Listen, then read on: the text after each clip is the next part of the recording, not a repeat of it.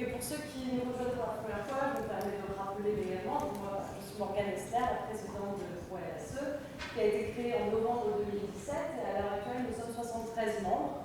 Donc, on peut s'en réjouir et s'en féliciter, parce que ça prouve qu'on a répondu à une vraie attente des personnes qui travaillent dans les entreprises sur les sujets de la RSE, de se réunir régulièrement pour thématiser les nombreux sujets en question. Comme vous le savez, et pour ceux qui ne le savent pas et qui le découvrent maintenant, on se réunit une fois par mois pour thématiser tous les différents sujets de la RSE, qu'ils soient de nature plutôt sociale, environnementale, de gouvernance. Et c'est d'ailleurs aujourd'hui, on est plutôt dans la partie gouvernance, organisation, gestion de l'entreprise, et donc sur le thème précis de la culture d'entreprise et donc de ce changement culturel qui s'opère dans les entreprises. Certains d'entre vous ont participé au premier atelier que Serge Thiel avait animé au mois de janvier, en présence aussi de Madame Laurence Panchaud. Et ce workshop-là fait suite au premier, mais évidemment avec tout le contexte qui va avec pour que vous puissiez y participer et comprendre aussi de quoi il est question. Vous avez vu qu'on a bien utilisé les murs, donc probablement un moment vous serez invité à vous lever pour participer à la réflexion. À la réflexion, exactement. Quoi d'autre à vous dire? Je crois que j'ai fait le tour. Juste encore une petite chose, vous avez vu qu'il y a une caméra et que donc on va filmer. Si certains d'entre vous ne veulent pas y apparaître, vous êtes bien placés, vous là-bas devant la caméra. Mais en tout cas, n'hésitez pas à le signaler au moment du montage, on pourra aussi vous couper, il n'y a aucun souci. C'est surtout dans un premier temps parce que j'ai prévu de rédiger un petit article pour différents médias suite à cet événement, donc vous pourrez réécouter la vidéo. Et aussi, on fera certainement un petit montage qu'on vous partagera, et aussi sur les réseaux sociaux. Donc, oui. S'il y a des slides, est-ce qu'ils sont partagés? Évidemment, les slides seront partagés aussi. Et puis, si en interne, quand vous retournez dans vos entreprises, certains de vos collègues qui auraient voulu y participer n'ont pas pu, avec plaisir, on partagera l'intégralité de la vidéo aussi. Celle-ci, je ne pense pas qu'on la partagera parce qu'une heure et demie de vidéo, c'est peut-être pas ce qu'il y a de plus utile, mais avec plaisir, on pourra la partager si certains d'entre vous veulent la revoir ou la partager avec les collègues. Donc pour moi, c'est bon. Merci à tous d'être là. Ça finira donc à 13h. Et donc, comme vous le savez, pour la plupart d'entre vous, vous êtes inscrits pour le déjeuner. Donc on ira tous ensemble à la table de Mercure, donc le restaurant de la Chambre de commerce, où une table nous est réservée au bout. Et je vous distribuerai des vouchers à la fin de l'événement. Donc merci à tous. Et puis je laisse la place à Serge. Merci beaucoup, Morgane. Merci. Bonjour. Comment allez-vous? Donc, comme Morgane a dit, effectivement, c'est la deuxième partie d'un workshop dont j'ai eu l'occasion d'animer la première partie en janvier. Et cet événement de janvier portait sur l'analyse de la culture d'entreprise. Comment est-ce que je fais pour analyser la culture d'entreprise? Aujourd'hui, nous allons voir le pas probablement le plus important, mais comment est-ce que j'utilise les résultats de cette analyse pour effectivement influencer, changer, faire évoluer, transformer éventuellement la culture d'entreprise. J'ai structuré cette intervention en 3 parties. Pour ceux, je peux vous demander qui était présent à au premier workshop de janvier? Oui, effectivement, donc la grande majorité n'était pas présente, donc le résumé, que je dois quand même laisser au niveau de résumé, sera important. Et alors peut-être à ce sujet tout de suite, si pendant ce résumé, pendant cette première partie, vous avez des questions qui probablement ont été couvertes en janvier, est-ce que je pourrais vous demander de les réserver pour la partie questions-réponses après, et pour le déjeuner, évidemment, si vous participez au déjeuner, où je serai prêt, bien sûr, à répondre à plein de questions. Donc, première partie, résumé. Deuxième partie, la partie philosophique de l'approche au changement, change management, changement culturel. Comment est-ce que nous travaillons avec les entreprises? Quelles sont les choses auxquelles nous faisons attention? Et dans la troisième partie, j'aurai l'occasion de vous illustrer ce que j'aurais dit dans la deuxième partie par un exemple concret, une entreprise italienne où nous avons travaillé en Italie et également dans ses filiales au Mexique et en Slovaquie, et qui m'a autorisé à utiliser ces données, enfin une partie de ces données évidemment, comme exemple pour illustrer ce workshop. Donc, commençons par la première partie. Oui.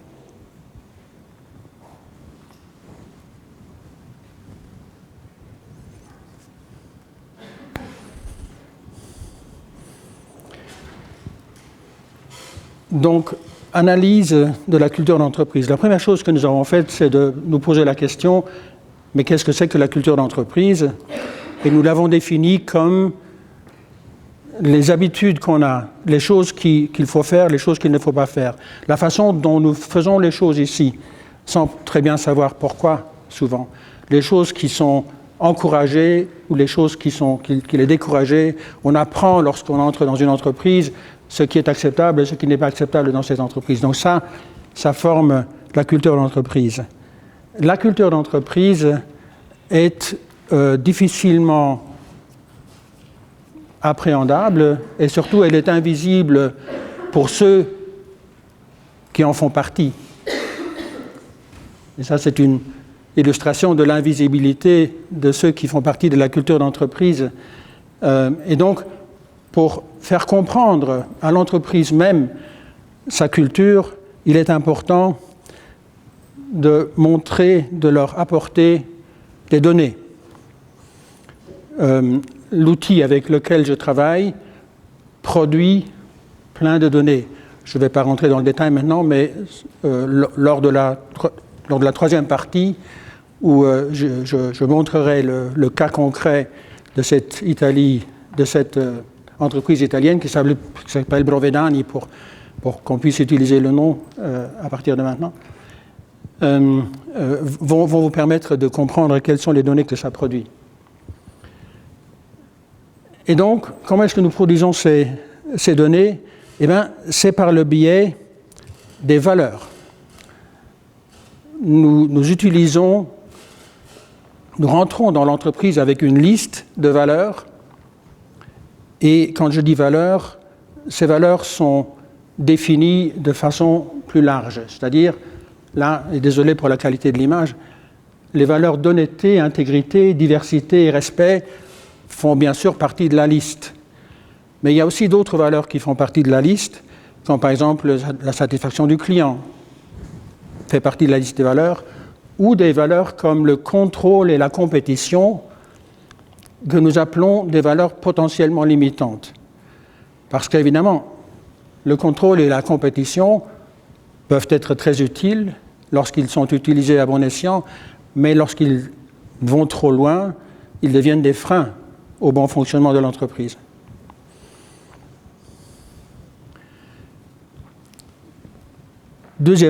Troisièmement, une fois que nous avons reçu le résultat de l'enquête de ces valeurs, et ça dira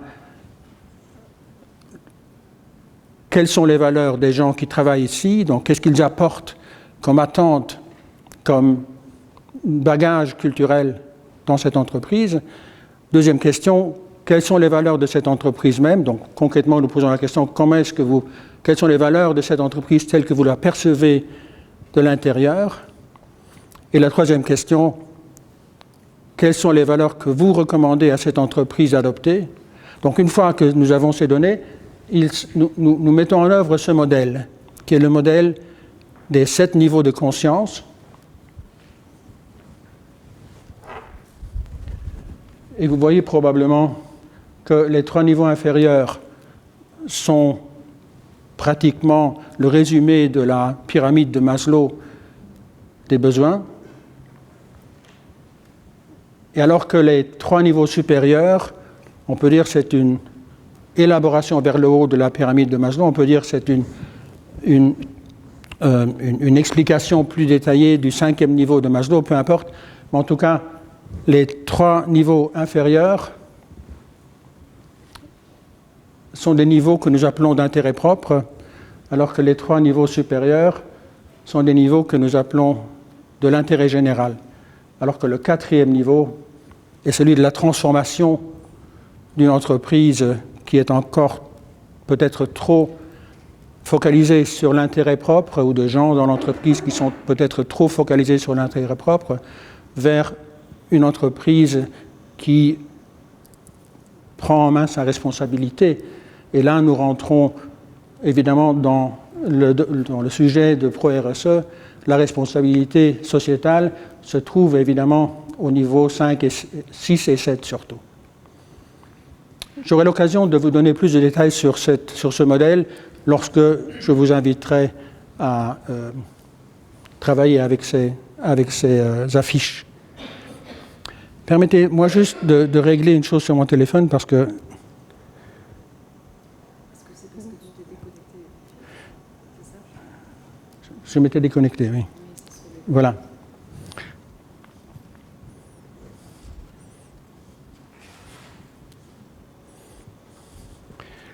Voilà. Et donc, je vous ai dit que dans les 3 niveaux inférieurs, ce sont les niveaux de l'intérêt propre. Vous voyez aussi que à droite, donc, vous avez les valeurs qui rentrent dans chacun de ces niveaux, ça vous l'aurez compris. Donc vous voyez que vous avez des valeurs écrites en rouge et des valeurs écrites en noir. Les valeurs qui sont écrites en rouge sont celles que j'ai appelées les valeurs potentiellement limitantes avant. Donc au niveau 1, l'exploitation, la précarité et la réduction des coûts exagérés ou non comment dirais-je, adaptés aux réels besoins. Au niveau 2, blâme, esprit de silo, exclusion et ainsi de suite. Et donc vous voyez que les valeurs potentiellement limitantes sont limitées au niveau inférieur, et c'est parce qu'ils sont l'expression de nos peurs. Alors, Richard Barrett, qui a développé ce modèle, simplifie un peu la question, pas trop, mais il simplifie un peu la question en disant qu'il y a 3 types de peurs. Il y a la peur du « je n'ai pas assez », matériellement en général. Il y a la peur du « je ne suis pas assez aimé ». Et il y a la peur du « je ne suis pas assez compétent, performant », donc au niveau 3 du respect de soi. Donc ça, c'est la raison pour laquelle nous trouvons les peurs et les valeurs potentiellement limitantes aux 3 niveaux inférieurs et pas dans les autres niveaux. Ça, c'est l'illustration des 3 questions. Donc, avec cette liste de valeurs, je répète, nous rentrons dans l'entreprise, nous posons une première question. Quelles sont vos, individuellement, 10 valeurs qui vous ressemblent le plus, qui vous décrivent le mieux sur cette liste de 100 valeurs? Et donc, ça donne quelles sont les attentes et les besoins des gens, quel est le potentiel que les gens apportent dans l'entreprise, quel est le niveau de conscience des gens qui travaillent dans cette entreprise. Deuxième question, quelles sont les valeurs de cette entreprise telles que vous la percevez? Par quelle qualité cette entreprise se distingue-t-elle? Quels sont les obstacles? Quelles sont les frustrations? Là, au niveau 2, les gens vont exprimer leurs frustrations, évidemment. Vous allez retrouver au niveau, enfin, pas au niveau 2, dans la deuxième question, vous allez retrouver toutes les valeurs potentiellement limitantes que les gens perçoivent dans l'entreprise. Et la troisième question, quelles sont les valeurs que vous recommandez à cette entreprise? Et si on essayait d'améliorer cette culture, quels sont les remèdes et quelles sont les valeurs souhaitées? Ce n'est pas la même chose. Quels sont les remèdes? Vous allez souvent trouver des remèdes, comment dirais-je, court terme. Donc les gens vont dire, je ne veux pas, je constate qu'il y a un manque de communication terrible, donc je veux plus de communication. Allez, je simplifie. Donc ça c'est un remède court terme. Ce n'est pas nécessairement ce dont l'entreprise a besoin sur le long terme pour se développer. Et donc, ce sera notre travail entre le consultant et l'entreprise de comprendre à distinguer ces 2 catégories de réponses.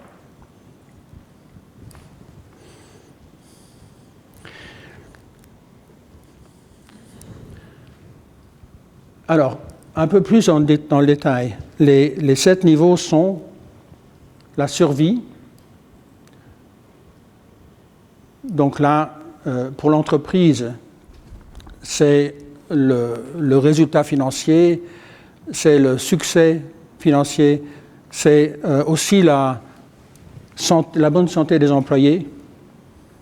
Le niveau de relation, c'est les bonnes communications entre les employés, avec les clients et les fournisseurs. Ce sont les bonnes relations de travail entre les gens. Le niveau 3, le niveau 3, le niveau de l'estime de soi, c'est la productivité, l'efficience, la qualité des systèmes, la qualité des produits et des services. Le niveau 4, c'est celui de la transformation, donc de l'apprentissage continu, de l'innovation, du travail en équipe. Le niveau 5, c'est celui de la cohérence interne.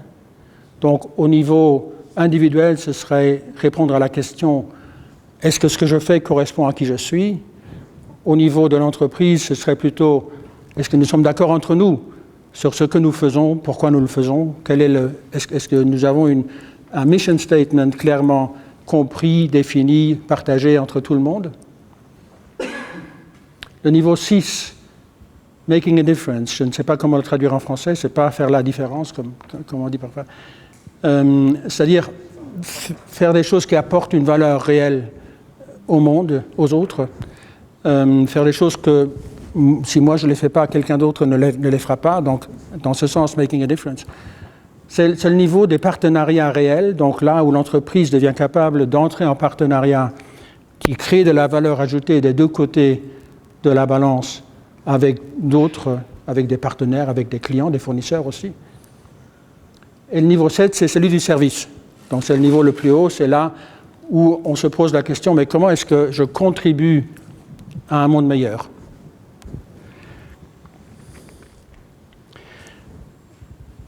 Alors peut-être qu'il est important, pour conclure cette partie, de préciser que le modèle suggère un petit peu plus ça va vers le haut et plus c'est mieux. C'est pas vraiment vrai.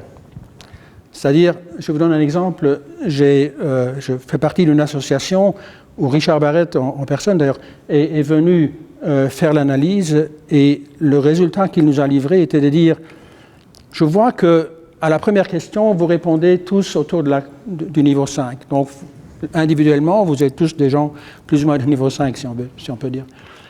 Vous analysez cette association, les valeurs de cette association, comme tournant autour du niveau 4, 5, 6. C'est bien. Et ce que vous voulez, ce que vous souhaitez, ce n'est pas un grand changement, c'est toujours au niveau 4, 5, 6. Donc, tout va mieux pour le mieux dans le meilleur des mondes, n'est-ce pas? Il dit, ben non. Parce que, qu'est-ce que vous faites au niveau inférieur? Comment est-ce que vous survivez? Est-ce que vous avez assez de finances? Et on n'avait pas assez de finances. Il avait ciblé dans le 1000. Là. Et donc, à partir de là, c'était une des remarques, à partir de là, on a pu mettre en œuvre ce qu'il fallait mettre en œuvre pour remédier à cet état de choses. Mais ce que je veux dire, en résumé, c'est que les entreprises qui fonctionnent le mieux sur le long terme, ce ne sont pas celles qui se concentrent dans les niveaux supérieurs, mais ce sont celles qui couvrent un spectre complet. Celles qui pensent à leur survie, à leur bonne relation, à leur qualité, et en même temps qui pensent à la cohésion interne et à tous les autres niveaux.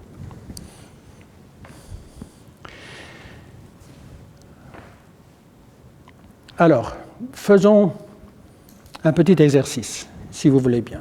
Je vais vous inviter à vous lever. J'ai mis ici, mais attendez, pas tout de suite. C'est pas vraiment du sport qu'on fera. J'ai mis ici 3 affiches qui représentent le modèle des 7 niveaux de conscience. Ici, vous avez le modèle, simplement la copie de ça. Donc le modèle général. Donc c'est une photographie, c'est un modèle qui peut servir à photographier la culture d'entreprise. Mais c'est aussi un modèle qui peut servir à comprendre l'évolution psychologique de la personne ou de l'entreprise. Il est clair qu'un nouveau-né ne va pas avoir une conscience de niveau 5, 6 ou 7. Il va être... vous voyez, donc avec, disons, en devenant adulte, en devenant plus vieux, nous avons accès à des niveaux plus élevés. Ça ne veut pas dire que tout le monde arrive au niveau 7 lorsqu'il a 70 ans, mais en tout cas, c'est loin de là d'ailleurs. Mais en tout cas, c'est une possibilité, et donc le modèle peut servir à mesurer cette évolution. Alors, ce que je voulais vous inviter à faire, c'est d'abord prendre conscience de ces niveaux, donc un peu prendre une minute pour approfondir un petit peu la question pour vous-même, pour comprendre vraiment le modèle. Et ensuite, vous avez là les 7 niveaux. Ensuite, je vous inviterai à vous positionner, à vous mettre debout devant le niveau dont vous pensez qu'il correspond à votre développement personnel actuel, de façon honnête. OK? Allons-y. Donc ce sera surtout la fiche du milieu qui vous servira à vous inspirer. Et la question, je la répète, à quel niveau est-ce que moi, personnellement, je me trouve à ce moment de ma vie? On ne se trouve pas à un seul niveau, bien sûr. Mais où est-ce que ça semble se concentrer? Et ça fait partie des slides qui seront distribués.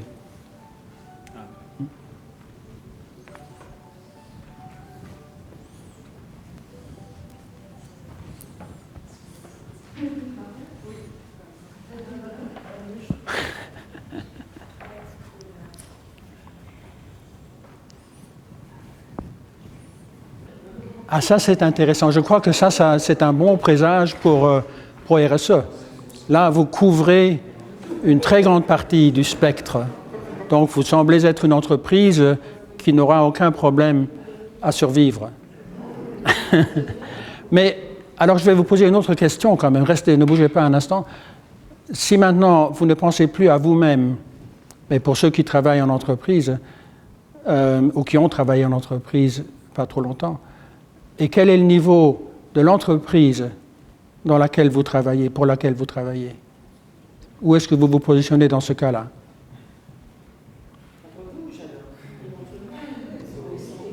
Oui, là on bouge.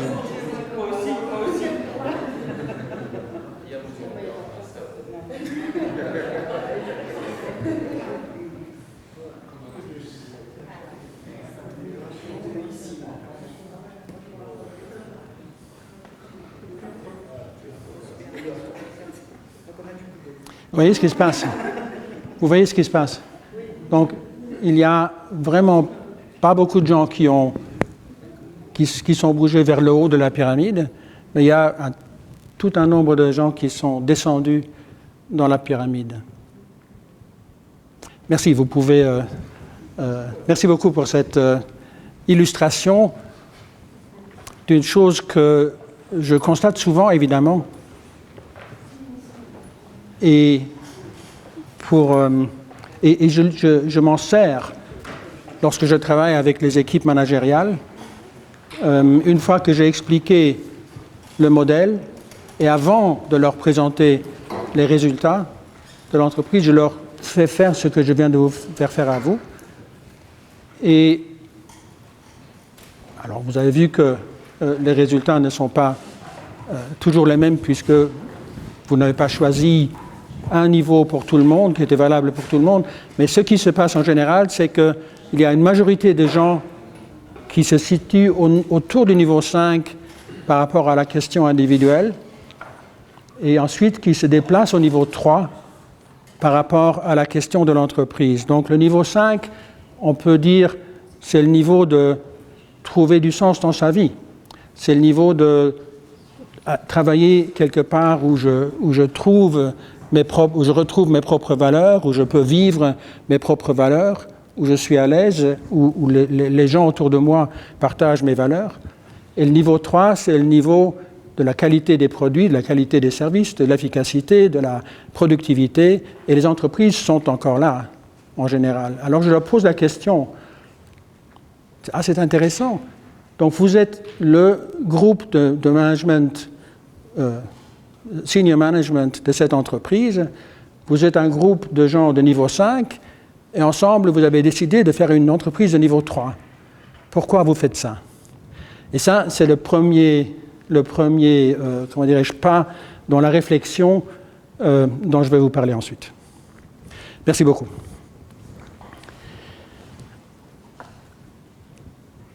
Alors, la deuxième partie, la gestion du changement culturel. Si je vous pose la question, mais d'où provient la culture d'une entreprise, principalement? Quelle serait votre réponse?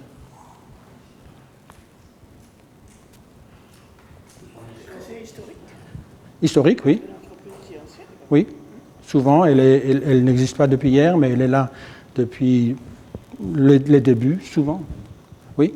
Les personnes en charge. Les personnes en charge. Le top du top. Oui. Non, le top du top. Oui. Le numéro 1.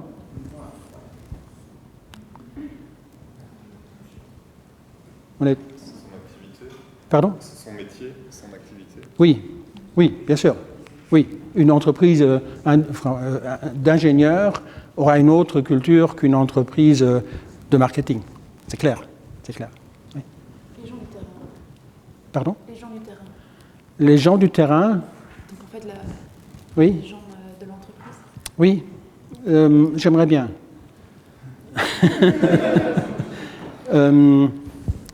La constatation, enfin, comment dirais-je, l'expérience pratique ne le confirme pas tellement. Alors,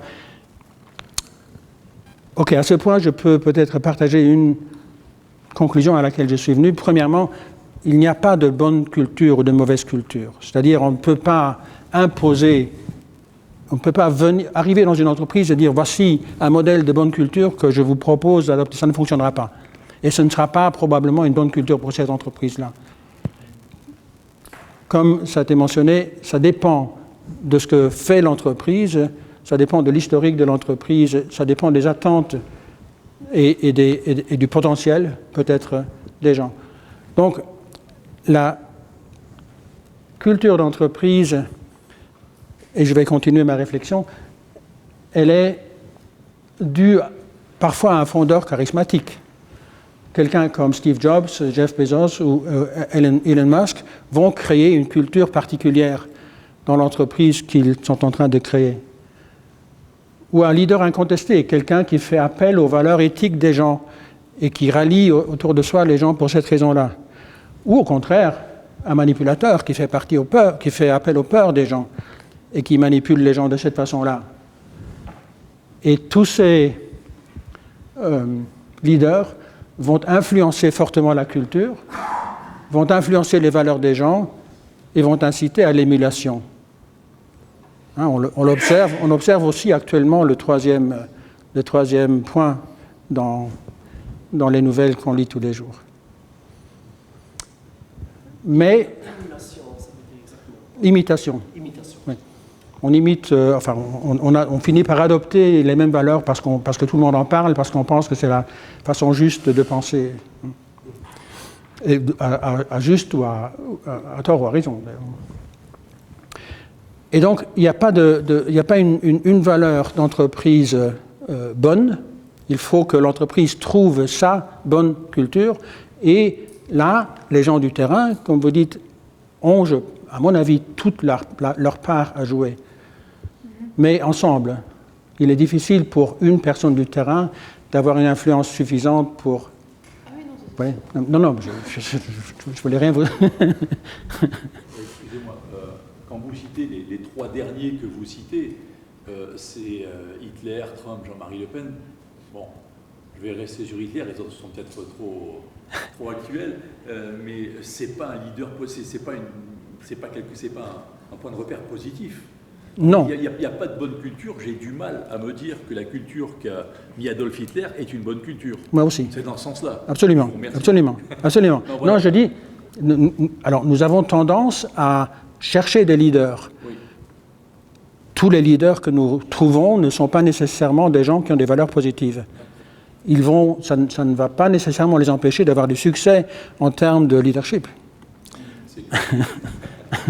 Alors c'était pour... Je cherchais, oui, désolé d'être rentré trop dans l'histoire récente, mais c'était ce que je voulais dire réellement, c'est les gens qui font appel... Alors deuxième groupe, les gens qui font appel aux valeurs positives.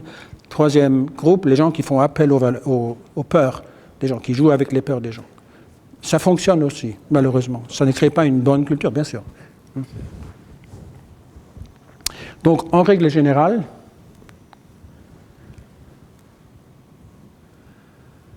la culture reflète les valeurs des dirigeants d'aujourd'hui et de ceux d'hier. Ça, il faut le tenir à l'esprit également. Les valeurs de ceux des dirigeants d'hier restent... Enfin, la culture a un aspect collant. Elle ne change pas du jour au lendemain. Elle crée des habitudes qu'on ne va pas changer du jour au lendemain. Donc, le leadership d'aujourd'hui, les responsables de l'entreprise d'aujourd'hui ont une forte influence sur la culture de l'entreprise, mais ils souffrent parfois, ou ils bénéficient de la culture qui a été créée par les leaders précédents.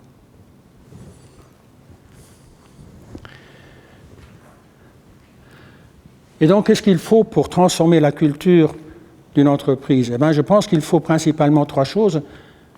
Il faut le sponsorship actif du numéro 1. Il faut que le numéro 1 communique clairement à l'entreprise. Moi, j'ai instigé ce projet, cette démarche. Je le supporte entièrement. Je veux que ça se passe. Et je vais vérifier que ça se mette en œuvre. Ça, c'est très important. Deuxièmement, l'engagement d'un nombre suffisant de gens qui travaillent dans cette entreprise. Ça, ce ne sera pas au jour 1 que vous l'aurez, mais vous devrez le créer. Que vous soyez consultant externe ou que vous soyez change manager interne, vous devrez créer cette adhésion, cet engagement d'un nombre suffisant de gens à l'interne. Et il faut le temps suffisant pour permettre aux nouvelles habitudes de se mettre en œuvre, de se créer, de se consolider. Ce n'est pas un projet qui peut être géré par les principes de l'efficience. Sponsorship active, ça veut dire aussi exemplarité.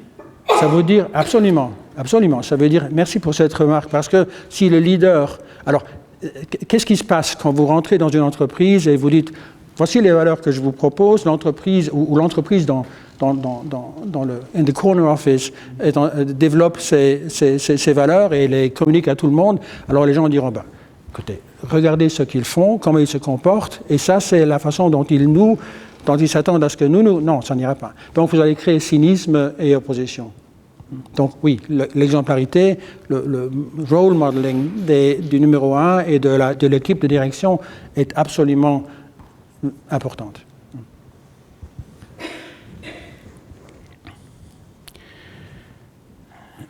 Et je constate que les numéros 1, enfin en tout cas ceux avec qui j'ai eu l'occasion de travailler, sont beaucoup plus près qu'on ne pourrait s'attendre, qu'on ne pourrait le craindre à faire cette démarche. J'ai eu pas mal de réactions quand même. Ah, je ne savais pas que j'avais un tel effet, je dois faire attention.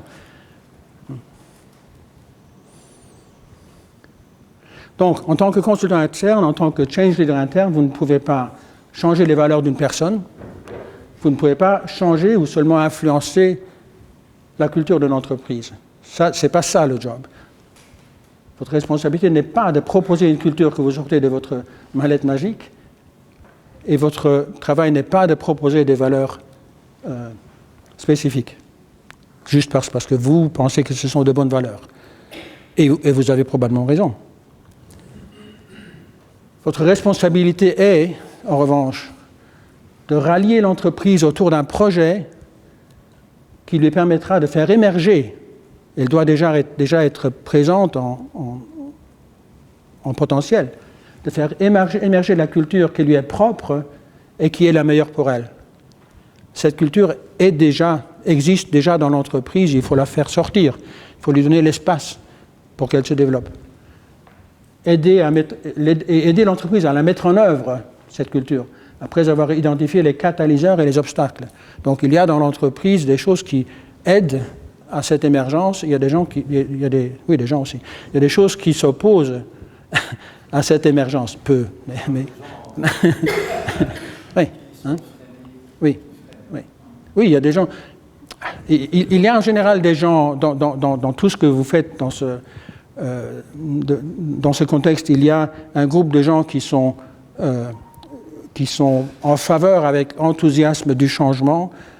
Il y a un groupe de gens qui sont enthousiastes de l'opposition à ce changement. Et il y a une frange intermédiaire de gens, et ceux-là, il est important de travailler avec eux et de les aider à aller d'un côté ou de l'autre.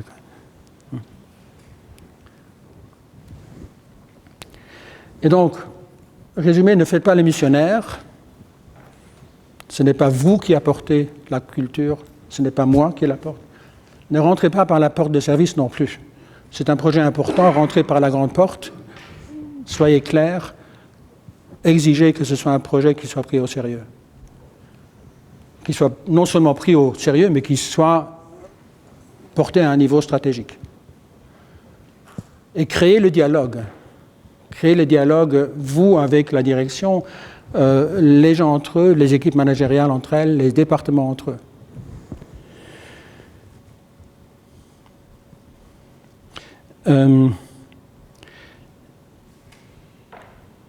Et je ne sais plus où, je ne l'ai peut-être pas mis sur les slides, mais il est aussi important que toutes les parties de l'entreprise participent au projet. En d'autres termes, l'idée, on va commencer par un projet pilote et puis on verra bien comment ça se développe, ça ne fonctionnera pas.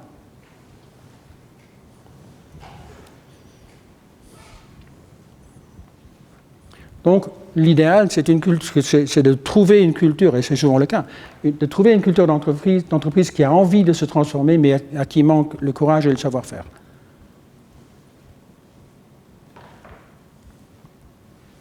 Alors, les entreprises qui demandent, qui ont envie de changer, ils ont un problème. Souvent, oui. Souvent. Sinon, ils ne veulent pas changer. Oui. Je reviendrai à cette question. Mais pour répondre de façon tout à fait positive, le projet de la société italienne de Brovedani, que je vais illustrer après, il est parti de la constatation que le côté frais du budget montrait des écarts de 2 millions pendant 3 années de suite. Il y a un problème, les gars, parce qu'une année, vous me donnez telle explication, l'autre année, vous me l'expliquez par son contraire. Non, alors il y a un problème quelque part, je cherche plus loin. Il y a oui, exactement. Et un autre exemple, c'est la fusion de 2 entreprises, où on sait très bien qu'il y a un problème, mais on a tendance à sous-estimer le côté humain du problème et à surestimer le côté structurel, financier, qui est un autre problème, qu'il faut gérer, mais on a tendance à ne pas assez investir de ressources dans la question du changement humain et de la fusion humaine des 2 entreprises. Donc, voilà. Résumé philosophique, nous touchons aux valeurs, besoins et peurs des gens. Donc, approchons cette chose avec clarté. Oui, il faut pas, there's no hidden agendas. Il faut que ce soit clair et avec doigté quand même, en sachant que n'allons pas trop vite ou pas trop, avec les gros souliers comme disent les Italiens. Ce ne sont pas les entreprises qui changent, ce sont les gens qui dirigent ces entreprises et qui travaillent dans ces entreprises qui doivent changer. Il faut donc les aider à comprendre que cela est nécessaire et possible. Une entreprise est un système où le comportement de tout le monde a une forte influence sur le comportement de tout le monde. Et donc, il faut tenir compte de cela aussi. Ça veut dire notamment qu'on a mentionné les gens qui peuvent être obstacles. Il faut les identifier, il faut travailler avec eux. Il ne s'agit pas... Ah oui, il y a des schémas en place, donc des des schémas, des systèmes dans l'entreprise, des systèmes de rémunération, par exemple. Vous ne pouvez pas inviter les gens à une meilleure collaboration et en même temps donner une prime de bilan importante au commercial qui vient de remporter 2 contrats importants, mais qui se comporte en interne comme une personne antipathique et qui se met tout le monde à dos. Donc ça, ces choses-là, ça envoie un message dont il faut être conscient. Il ne s'agit pas d'imposer une culture ou des valeurs d'en haut, il s'agit de comprendre quelle est la culture qui a envie de naître et de lui faire une place où elle peut grandir, je l'ai déjà dit. Ce n'est pas un problème qui doit privilégier la rapidité et l'économie des moyens ni l'efficacité.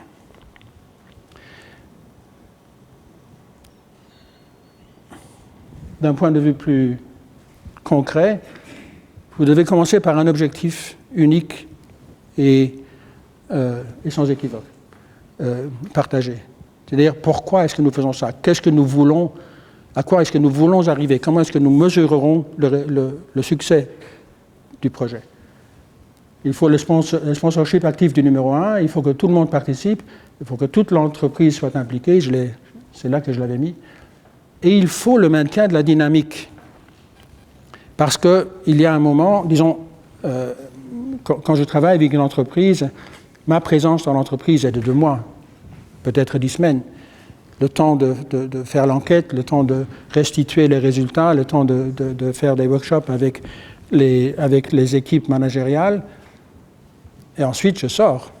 Mais le changement culturel n'est pas achevé, loin de là. Donc il faut donner à l'entreprise la conscience et les moyens de continuer à faire le travail en interne. Et je pense d'ailleurs que ça doit se faire en interne. Ça ne peut pas se passer via une équipe de consultants externes qui le ferait au nom de l'entreprise. Parce que ça doit être intégré dans l'entreprise. Oui. Je suis complètement d'accord avec vous, simplement sur la manière de faire ensuite. Une fois que le consultant, celui qui a mis en lumière toutes ces choses-là, s'en va, s'il manquait de courage, comme vous l'avez dit tout à l'heure, de courage et de volonté de le réaliser dans l'entreprise, est-ce qu'après ça va changer? Parce qu'il n'y a pas besoin d'un accompagnement, il ne s'agit pas de le faire à leur place, il s'agit de les amener à le faire eux-mêmes. Vous pouvez penser à cela. L'idéal, c'est de créer en interne les accompagnateurs dont vous parlez. Et je vais montrer comment. Mais bon, c'est une autre possibilité. Si vraiment, si vous n'y arrivez pas à les créer en interne, il y a quand même un problème au départ. C'est une question de temps aussi. Oui, parce qu'il faut, comme j'ai dit, il faut l'engagement d'un nombre suffisant. Et ces accompagnateurs, si vous voulez, font partie des gens engagés qui doivent être présents en entreprise. Et donc, un projet de changement culturel it's a change management program, mais c'est aussi un projet qui doit être géré selon les règles de la gestion de projet.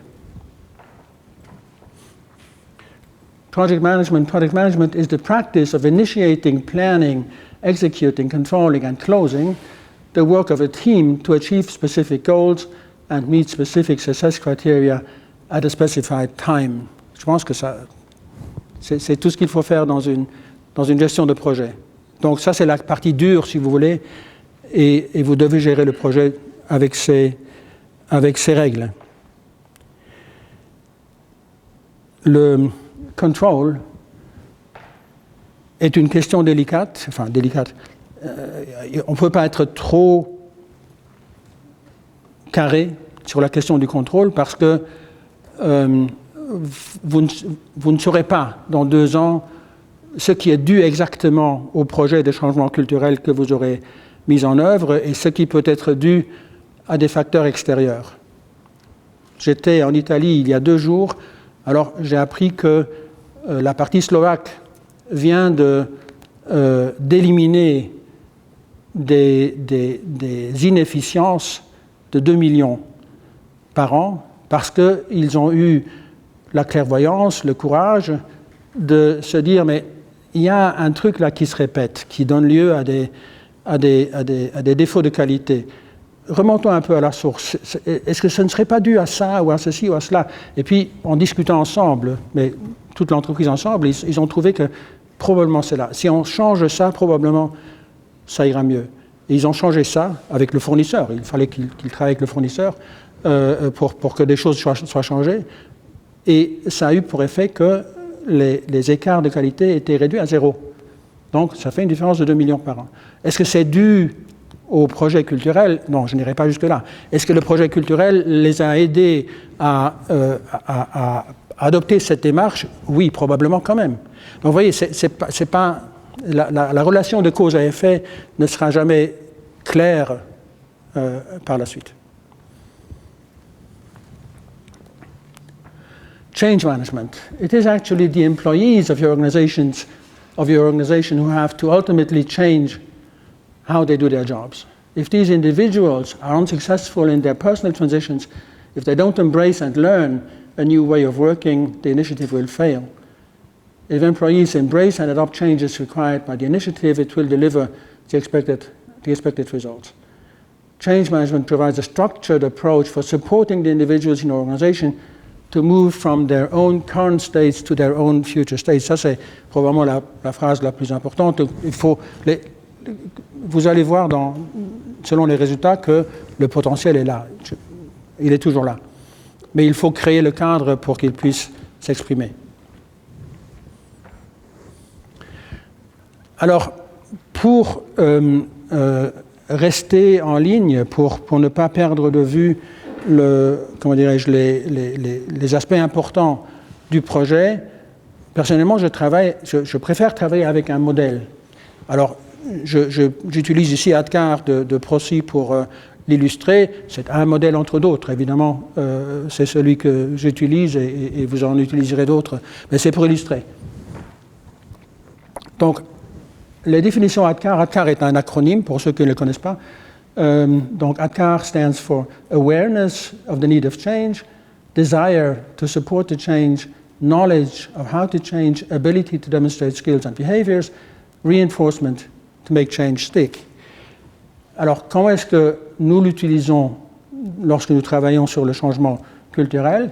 D'abord, montrer l'intérêt de la transformation. Donc, il faut un problème au départ, probablement, et il faut que les gens comprennent que nous avons intérêt à changer quelque chose. À ce stade, vous n'êtes pas encore dans le desire to support the change. Pourquoi? Parce que à ce stade, il est beaucoup plus probable que tout le monde sera d'accord sur ce qu'il ne faut plus faire que sur la solution. Il est beaucoup plus simple de savoir ce que nous ne voulons pas que de nous mettre d'accord sur ce que nous voulons. Et donc, ça c'est le deuxième pas. Desire to support the change. Montrer quelle peut être la solution, quel peut être l'objectif à poursuivre, et montrer surtout que je peux y contribuer. J'ai les compétences, the ability de contribuer à cela, et ma contribution aura un effet positif. Donc, il faut ça pour créer le desire to change. Knowledge of how to change, bien sûr. Et là, il nous incombe à nous de transférer la compétence à l'entreprise par le projet que nous apportons, la structure que nous apportons. Ability to demonstrate skills and behaviors, il ne suffit pas que l'entreprise comprenne comment il faut faire, il faut aussi qu'elle se mette à le faire et qu'elle apprenne à le faire. Ce n'est pas la même chose. Donc, l'illustration simple de cela, de cette distinction, c'est que moi, je sais exactement comment on joue du piano. Exactement. Je peux distinguer un bon pianiste d'un mauvais pianiste. Je ne sais pas jouer du piano. Donc, moi, j'ai le knowledge, mais je n'ai pas l'ability. Hein? Et ensuite, maintenir la dynamique de changement comme je viens de le dire. Donc, pour vos slides, surtout que je vous distribuerai par email ensuite, ça, c'est le projet. Premier pas, l'analyse. Deuxième pas, restitution des résultats de l'analyse et commencer le dialogue. Troisième pas, identifier les priorités et les valeurs clés. Donc, maintenant que nous avons compris les résultats et que nous avons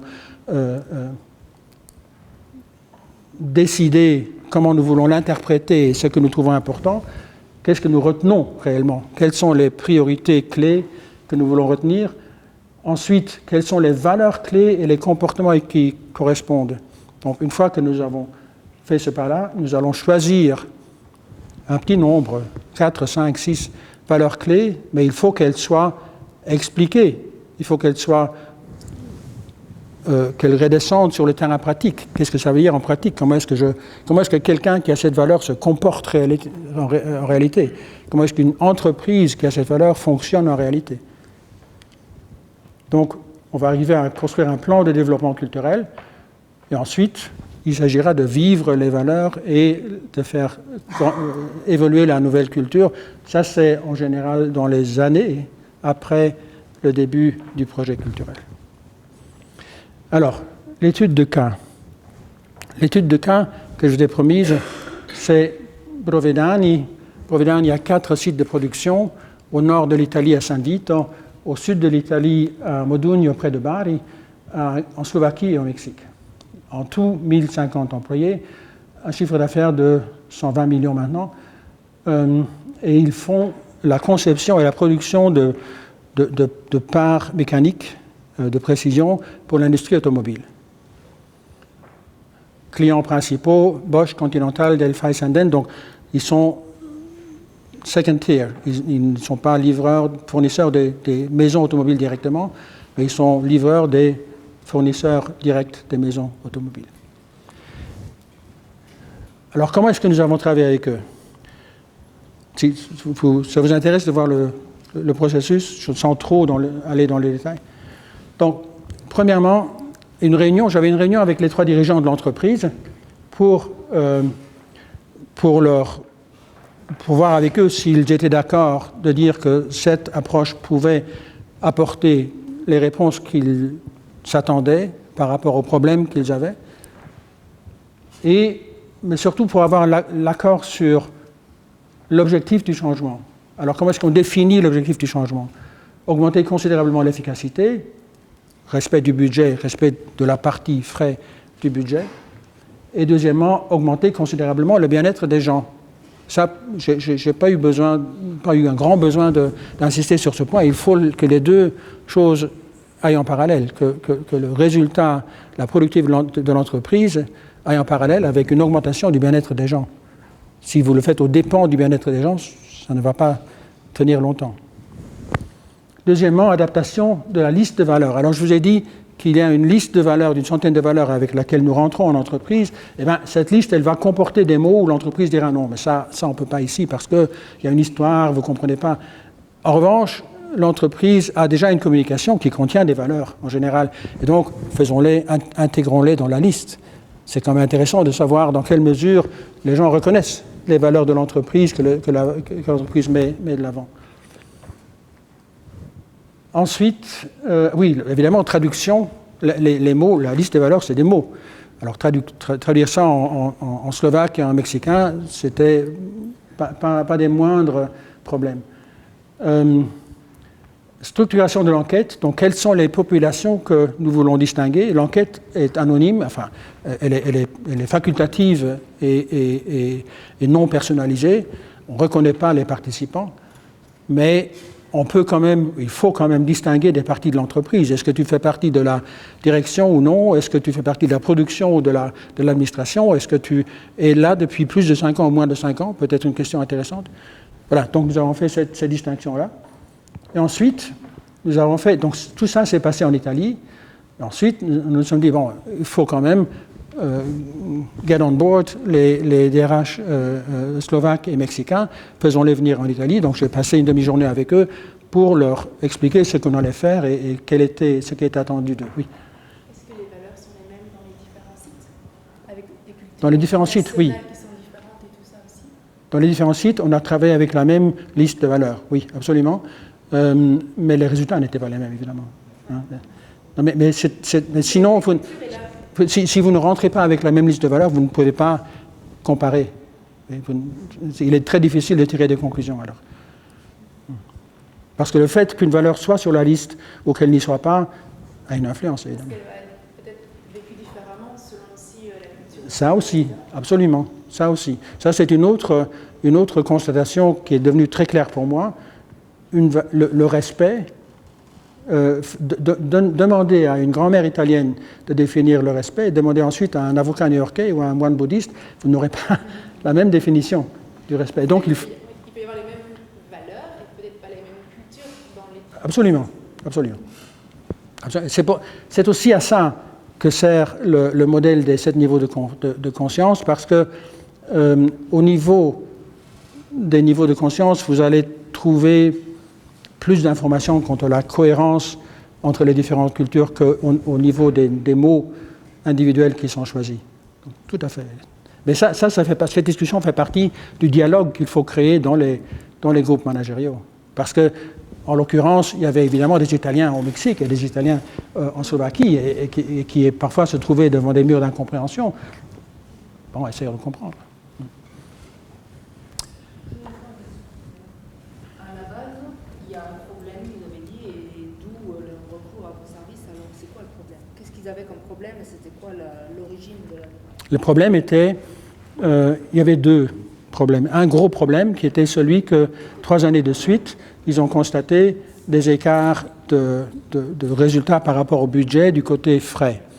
Donc la première année, ils ont dit, oui, mais on a tellement eu une augmentation du chiffre d'affaires qu'il fallait avoir recours à des travailleurs intérimaires, des contrats limités dans le temps, des transports non prévus et tout ça. Donc ça a augmenté les coûts de façon incroyable. OK. L'année suivante, il y avait de nouveau cet écart, mais là, le chiffre d'affaires avait réduit. Donc ils expliquaient de nouveau. Et là, le conseil d'administration a dit, il y a peut-être d'autres raisons. Non. Qu'ils aient fait ça, qu'un problème financier est purement... c'est ça qui a déclenché. Oui, déclenche ce genre de... C'est là où je ne comprends pas comment ils arrivent à penser que c'est dans la culture de l'entreprise qu'il y a un problème. Je les connais depuis longtemps, disons comme ça, et j'étais là pour... Donner une piste Oui. Oui. chercher comme ça. Oui. Là, si je dis à mon patron, vous avez un petit problème là, on va faire toute une analyse sur... c'est pas un petit problème. Ça, c'était un côté... Il ne va peut-être pas mettre en relation avec la culture d'entreprise à la base. Mais l'autre question est plus... le problème était moindre, mais là, vous allez vous rapprocher plus de la... Ce sera plus simple de penser à la culture d'entreprise, c'est que l'Italie, la partie italienne, existe depuis 40 ans. Le Mexique et Slovaquie existent depuis 5 ans. Ils ont repris des entreprises, développé des entreprises. Et ils ont constaté que, a wonder, les choses qui fonctionnent en Italie ne semblent pas fonctionner au Mexique et en Slovaquie. Oui. Voilà. Donc ça, c'était l'autre aspect. Mais sans le premier, je ne pense pas que ça se serait déclenché. Parce qu'il y avait un intérêt financier. Oui. Moi, je fais change management seulement pour la sécurité. C'est un objectif clair pour diminuer les accidents. Oui. Mais c'est aussi l'argent qui compte aussi. Oui. Ah ben oui. Ah oui. Là, on ne peut pas se leurrer. L'entreprise a besoin de survivre aussi. Une entreprise qui commence à faire des... C'est lié à la culture aussi, culture de comportement. Surtout là, dans ce domaine-là, la concurrence est farouche. Les clients demandent une réduction du coût du prix de livraison de 5% tous les ans. Une pression énorme sur les suppliers. Oui. Eh oui. Et sans parler de l'incertitude qui règne actuellement dans le marché de l'automobile. Donc, une autre discussion.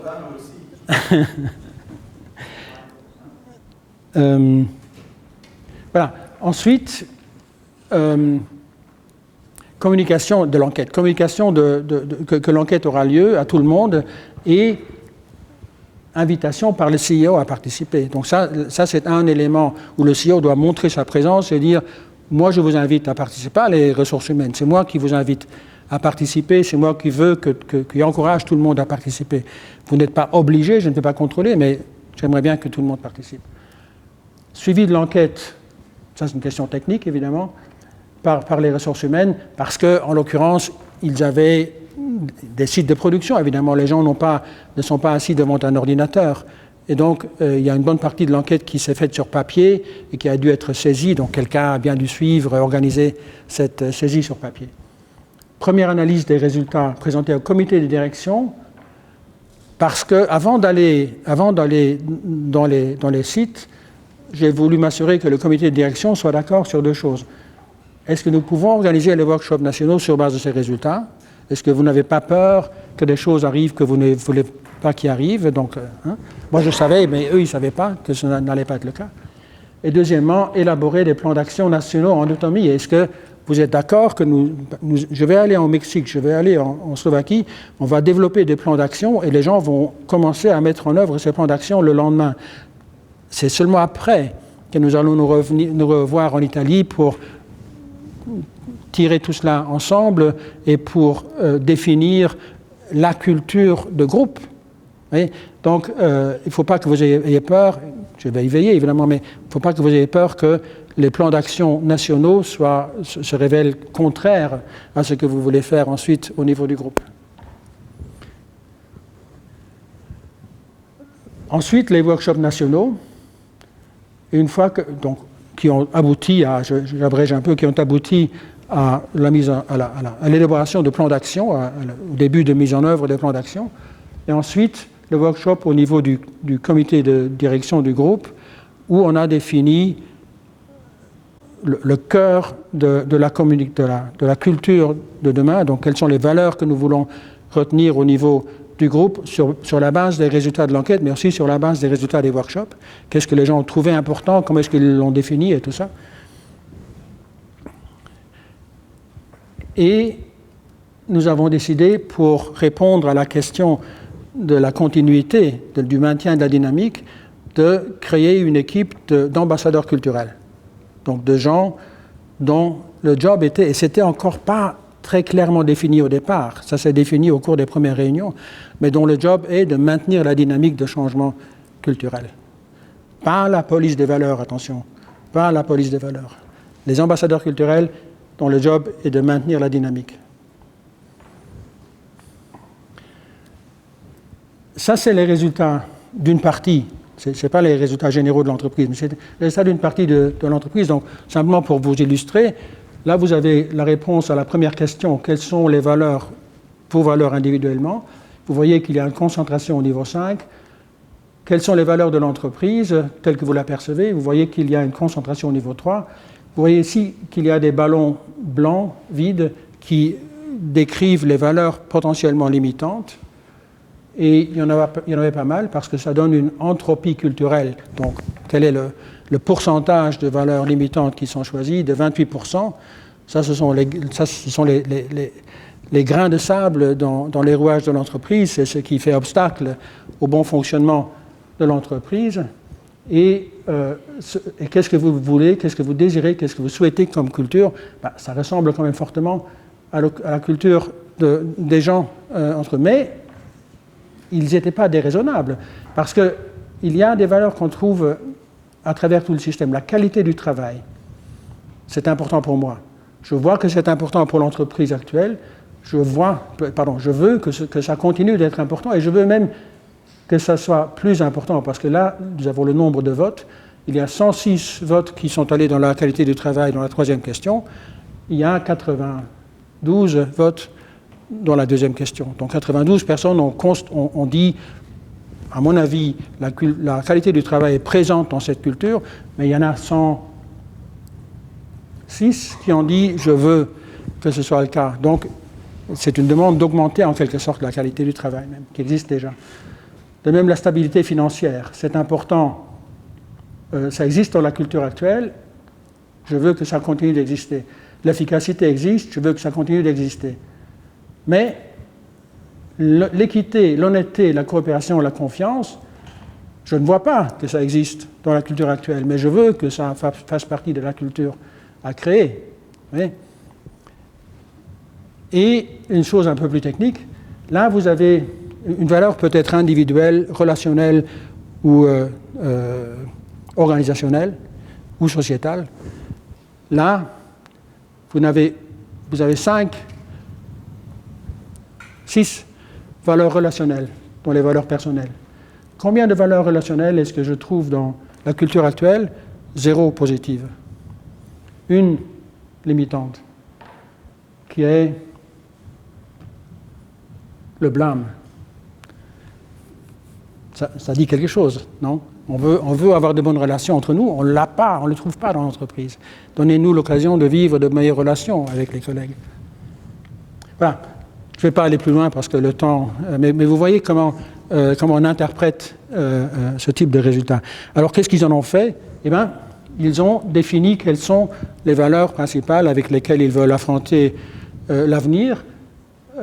Nous travaillons ensemble. Partnership, la croissance personnelle,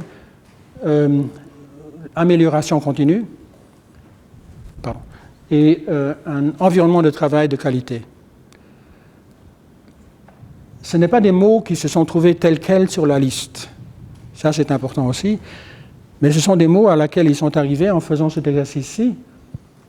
Quelles sont les valeurs de l'enquête et du travail des workshops qui sont manifestement les plus importants pour les gens par rapport au futur de l'entreprise? Comment est-ce qu'on peut regrouper ces valeurs? Et d'une façon générale, qu'est-ce que ça nous fait dire? Donc, ils ont fait une interprétation à partir de la masse, si vous voulez, vers une phrase que tout le monde peut comprendre, la croissance personnelle. Dans Brovedani, nous recherchons et nous reconnaissons la valeur de chacun et nous créons l'environnement dans lequel, avec courage, on a discuté 20 minutes sur ces deux mots, avec courage, tous peuvent développer leurs capacités. Ils ont dit avec courage, il faut quand même que les gens soient proactifs pour le faire. On ne va pas leur imposer la croissance personnelle. On va leur donner l'occasion, on va leur créer l'environnement qui permet de le faire. Et ça, un autre exemple, mais je pense qu'il vaut mieux peut-être passer aux questions-réponses. Et ensuite, ils ont fait, juste pour illustrer, toute une communication interne. Donc, ils ont fait des affiches avec les 5 valeurs, avec une définition un peu plus synthétique de chacune des valeurs.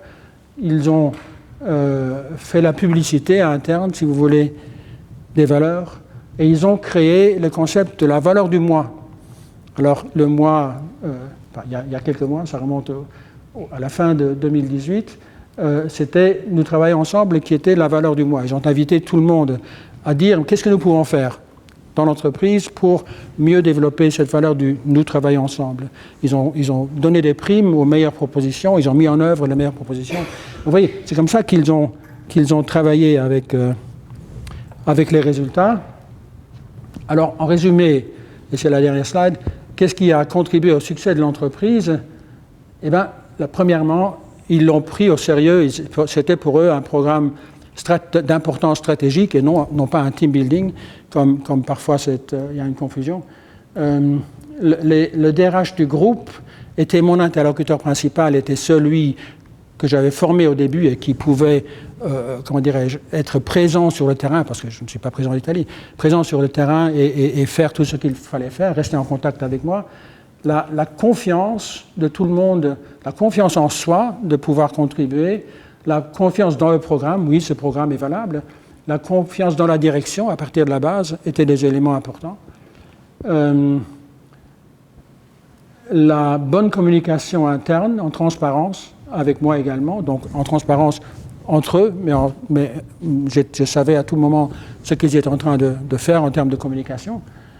La présence de 2 heures du CEO dans chaque workshop, présence physique, pour montrer combien il trouvait ça important.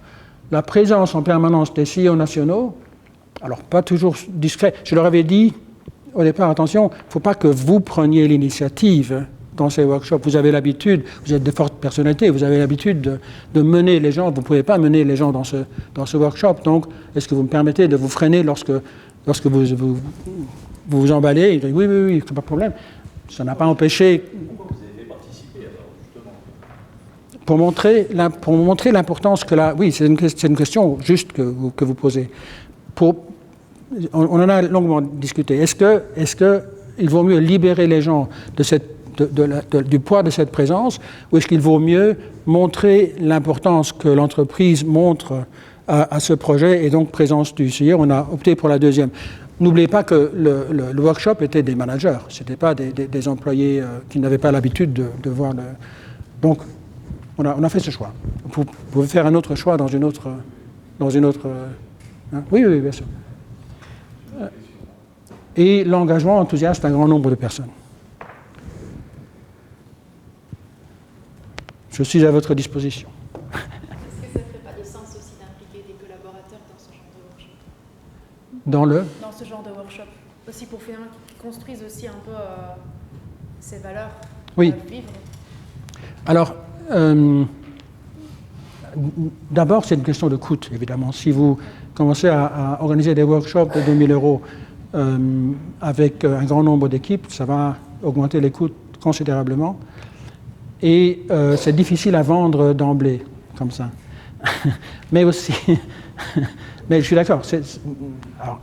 Est-ce que ça aurait été mieux? Je ne suis pas sûr. L'implication de tout le monde est importante. Quels sont les moyens que nous trouverons ensuite pour les impliquer? Alors, les projets comme la valeur du mois, les projets comme les ambassadeurs culturels, et ce que les ambassadeurs culturels feront avec les gens, les événements qu'ils vont organiser, doivent permettre à tout le monde de participer. C'est aussi une question de démocratie interne à l'entreprise. Je pense qu'il est important, qu'il est primordial que tout le monde puisse participer au projet, mais je ne pense pas que tout le monde doive participer à tout moment au projet. Sinon, vous perdez quand même le focus. Donc, à mon avis, et ça c'est une conclusion personnelle à laquelle j'arrive, il faut créer les données, il faut créer la conscience à partir d'en bas, il faut que tout le monde ait l'occasion de donner son input. Ensuite, les décisions doivent être prises d'en haut. Honnêtement et de bonne foi, mais doivent être prises d'en haut. Et une chose qui m'encourage à penser que c'est juste comme ça, c'est un workshop que j'ai eu il y a quelques années avec un groupe d'ouvriers chez Goodyear. Des ouvriers, je veux dire, gros sabots, des ouvriers qui font le mélange de caoutchouc des pneus, des ouvriers qui me disent, quand je vais en vacances, au bout d'une semaine encore, j'ai du noir dans la douche, à tel point, vous savez, ils travaillent dans un environnement difficile. Et à un moment donné, ils me disent, tu sais, on sait tutoyer, tu sais, ce qui est bien ici, c'est que on a quelqu'un qui nous écoute. C'est la première fois, pour moi en tout cas, je ne sais pas vous les gars, mais pour moi c'est la première fois que je participe à un workshop où quelqu'un nous écoute réellement. Et j'aurais dit, bon, attendez, écoutez, ne pensez quand même pas que je vais apporter toutes vos remarques et toutes vos remontrances à la direction générale et qu'elles seront mises en œuvre le lendemain. Ils m'ont dit, non, mais on n'est pas con quand même. On est bien conscient que nous apportons nos doléances et nos idées et nos contributions. Ensuite, quelqu'un doit prendre des décisions. On n'est quand même pas bête, non. Donc, oui, ils veulent être écoutés, ils veulent savoir qu'ils ont fait leur contribution. La plupart n'ont pas vraiment envie de travailler à l'élaboration de solutions non plus. Mais ils ont envie de comprendre les solutions. J'ai un peu la même expérience, mais dans le domaine de sécurité, ils sont vraiment intéressés parce qu'ils ne veulent pas se blesser. Oui. Les objectifs dans un programme, c'est peut-être trop haut, parce que s'ils perdent leur job, ils prennent un autre usine. Oui, bien sûr. Et surtout là, oui. Je connais un peu la région aussi, oui. Ils ne sont pas forts pour travailler non plus. Ils ont beaucoup d'accidents, beaucoup. Oui. 10, 20 fois plus qu'ici, quand tu compares. Ça a raison aussi, c'est le culturel aussi, il y a plus en plus. Moi, je fais les travailleurs avec les formateurs, en fait, les ambassadeurs. Sponsorship numéro 1, c'est clair. Et le management doit créer des followers. Je n'ai pas compris, le management? Ils doivent créer des followers. Oui. Comment on dit ça en français? Des adhérents. Des adhérents. Et ils ont une obligation. S'ils ne font pas, ils ont des problèmes. Et au même moment, les ouvriers qui suivent des sessions, ils mettent la pression sur les contremaîtres, l'échelle au milieu là. Ça, c'est le blocage de tout. Souvent, oui. Parce que tu peux convaincre le management, ils font d'accord et tout ça, mais eux, ils sont sélectionnés pour dire oui. Ah oui, c'est dans la sélection. Ils sont dans leur profil, c'est des thinkers et doers. Normalement, 80%. Dans les ouvriers, c'est l'inverse. C'est relation et communication et sociale. Oui. Et mon corps, mon santé, surtout là aussi. Oui. Santé, Oui. fier et tout ça, niveau 1 et 2. Alors il y a un conflit. Et ceux qui sont au milieu sont sélectionnés par ceux en haut, par les gens. Et c'est eux qui bloquent. Souvent. Ils représentent. Oui. Souvent comme ça. Oui. Il faut influer le sandwich. Moi, j'appelle Oui. ça le modèle de sandwich. C'est un saucisse, voilà, pour les végétariens, ça peut être un Oui. Ça, et je mets la pression des deux côtés. ça, ce sont des choses que que nous devons reconnaître en travaillant avec l'entreprise. Quelle est la structure, quelles sont les dynamiques, quelles sont les relations sociales dans l'entreprise et tout ça. Mais chez moi, c'est que Oui. Oui, oui. Très bien. D'autres. Deux cas différents sont toujours différents. Oui.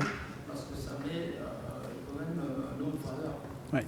La vie, ne pas être blessé, c'est une valeur pour les gens qui travaillent. Oui, absolument. Absolument. Et, Heureusement. Oui, mais il y a des pays où c'est pas comme ça. oui. Même le niveau 3 chez les ouvriers, c'est pas, ils s'expriment différemment. Ils m'ont dit, ils m'ont dit, tu sais, chez nous, personne ne veut venir travailler chez nous. On a quelqu'un qui part en retraite, on a tout le mal du monde à trouver quelqu'un pour venir le remplacer. Mais il n'y a personne qui veut partir non plus. Non. Parce que c'est là qu'on fait le vrai travail. Ici, c'est les vrais hommes, tu sais. Oui, c'est le zone de confort aussi. Hein. Mais c'est ça leur fierté. Voilà, c'est ça, il y a beaucoup de fierté du métier, Oui. du travail. Oui. Oui. Oui, là, il faut Oui. Ceci dit, cette question d'écoute que vous avez soulevée tout à l'heure me paraît vraiment déterminante si on veut récupérer. Oui. Oui. Oui. Oui, absolument. Si c'est du top-down, Vous- En fait, je suis déjà 3 ans dans cette entreprise, top-down, ça change. Mais maintenant, le management comité me demande, Johan, est-ce que les gens sont vraiment changés? C'est une bonne question du management, hein, parce qu'ils ont investi de l'argent dans le changement de culture. Oui. Ils veulent être plus performants et pas d'accident par des remplaçants et tout ça, ça a une influence aussi sur. Et maintenant, ils m'ont demandé d'aller sur le terrain 24 heures sur 24, de parler avec les gens à l'écoute, et faire un petit survey sur la maturité. Qu'est-ce que tu fais dans cette situation? Mais d'abord, j'observe. Alors, ils ne peuvent pas mentir. Là, Oui. c'est parler avec des gens vraiment individuels, 1 heure par personne, 30% de la population. Ouais. Et c'est- D'autres questions, remarques? vous avez parlé tout à l'heure de travailler avec les opposants. Oui. Et là, il y a bien souvent des oppositions de principe. Je ne veux pas parce que c'est comme ça que c'est autrement. Voilà. Est-ce que vous travaillez avec cela? Les opposants manifestent, si vous voulez, fort. Ça peut être des syndicalistes, ça peut être des idéologues, ça peut être. Peu importe. Je ne dis pas du mal des syndicats non plus, hein, mais ça peut être conduit avec de l'idéologie. Et vous travaillez avec cela? Vous les laissez de côté? Comment vous procédez? Alors, moi, personnellement, directement, non. Mais l'entreprise travaille avec cela. Alors, la tâche alors, c'est une question délicate. La tâche d'identifier les opposants et de travailler avec eux, on l'a donnée aux ambassadeurs culturels. En leur précisant, attention, vous n'êtes pas la police des valeurs. Donc, il ne s'agit pas de reconnaître et de sanctionner. Il s'agit de reconnaître de comprendre comment vous pouvez aider ces gens-là à mieux comprendre peut-être que c'est dans leur intérêt, que c'est dans l'intérêt de l'entreprise, que les autres pensent, ça aussi c'est un élément important, les autres pensent comme ça aussi. Je n'ai pas envie d'échanger si je pense que je serai le seul. Ouais. Donc ça c'est une des peurs qui est présente. Donc créer ce dialogue, cette dynamique, est-ce que ça fonctionne toujours? Non. Dans tous les cas, certainement pas. Mais c'est important de savoir déjà quel est le nombre. À identifier, pour ce qui est d'identification, indispensable. Oui. Indispensable. Oui. Ensuite, c'est la question de travailler avec eux. Essayer de les emmener. Oui. Mes expériences, si vous voulez, c'est que j'ai travaillé avec ceux qui avaient envie de le faire pour les emmener sur le bon chemin et que petit à petit, les opposants, ils ont diminué d'eux-mêmes en disant bah, finalement, c'est pas si bête. Vous voyez? Mais c'était plus la question de travailler avec eux et savoir... Absolument. Il faut les prendre au sérieux. Ah, ben, bien sûr. Souvent, le pas d'écouter de nouveau l'objection est un pas important et parfois il résout déjà le problème. Pour ce domaine-là, on a créé des sessions de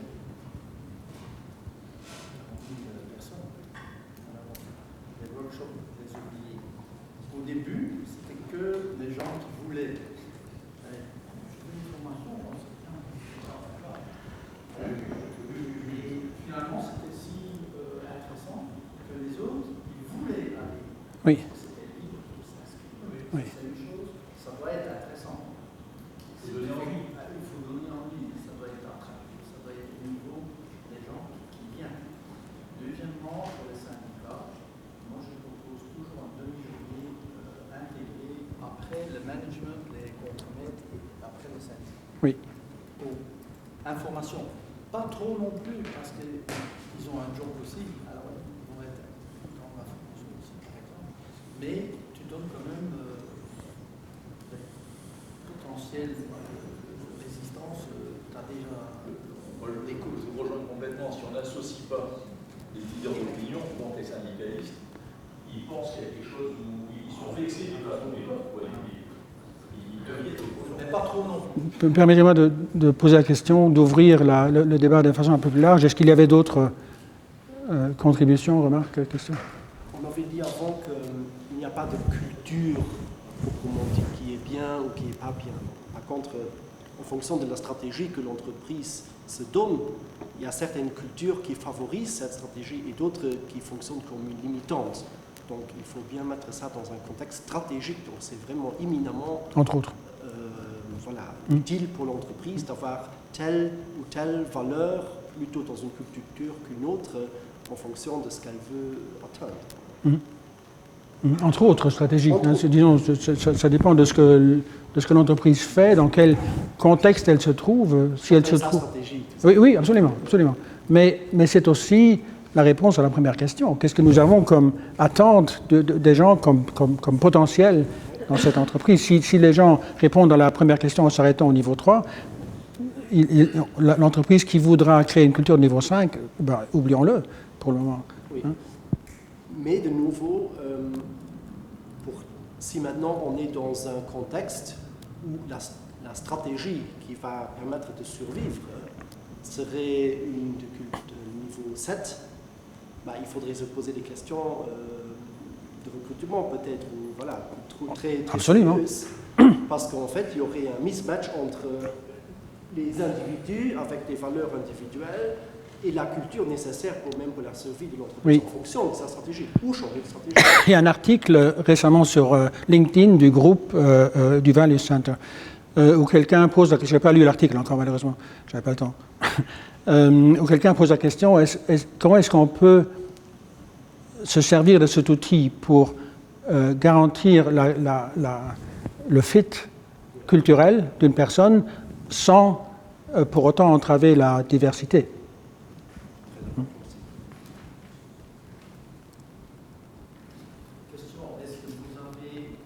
Je voudrais juste donner...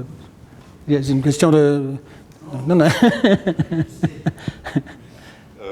c'est plus un commentaire. Enfin, je voulais juste dire, comme c'est aussi le pro RSE, j'ai trouvé plein de parallèles et de points enrichissants par rapport à une démarche RSE. Expliquer pourquoi on le fait, vous avez dit identifier les opposants, créer le dialogue, appeler à la responsabilité de chacun, le sponsorship, l'exemplarité, les outils, les skills, valoriser les comportements positifs, l'idée des workshops, des ambassadeurs, enfin il y avait énormément de choses positives. Et du coup voilà, c'était plus un commentaire, j'ai l'impression que la RSE ça aide aussi à donner du sens et à faire bouger l'entreprise vers le 7, là, vers le haut. Ouvrir en tout cas à ces niveaux-là à la conscience de l'entreprise. Oui, merci pour ce commentaire. Le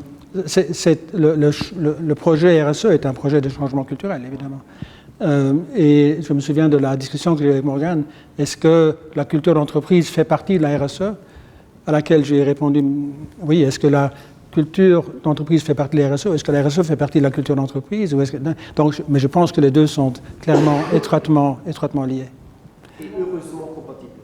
Et heureusement compatibles. Et moi aussi, ça me permet de rebondir aussi sur votre question, comment faire le lien si on voit, si la question principale, ou le problème principal, c'est un souci de finance ou un souci plutôt structurel ou de process, où on se dit que le problème vient du client, ou comment on fait le lien avec, c'est justement le rôle du coordinateur RSE, celui qui a l'overview, celui qui sait qu'il y a des ponts entre la culture et les effets sur la clientèle, sur le salarié.